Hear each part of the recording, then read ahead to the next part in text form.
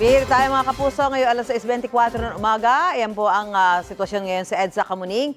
Yung nakikita nyo sa kanang bahagi ng inyong TV screen, papunta po ng Cubao at Makati at nakikita ho natin na bahagyan na lang umusad ang mga sasakyan. Yung maluwag na lane, yan po yung sa EDSA Carousel. Samantala yung nasa kaliwang bahagi naman, medyo makapal din. Yan naman po yung mga sasakyan na papunta ng Monumento at Fairview. Ayan, yung Quezon Memorial Circle, yung mga papunta ho dyan.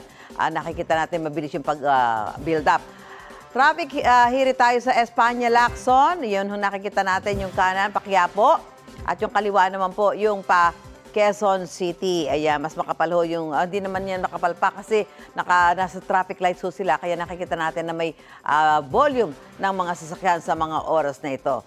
Sa may bahagi naman po ng Marcos Highway, Santa Lucia, yung kanan po na medyo marami ang sasakyan, papunta ho yan ng Quezon City. Yung kaliwa ay pa-Antipolo, kaya maluwag pa ho yung kalsada at nakikita natin na maayos yung takbo ng mga motorista, wala akong problema. Maliban na lamang doon sa mga papunta ng Cubao sa mga oras na ito. Pero mag-iingat pa rin ho tayo sa pagmamaneho kahit maluwag po ang mga kalsada.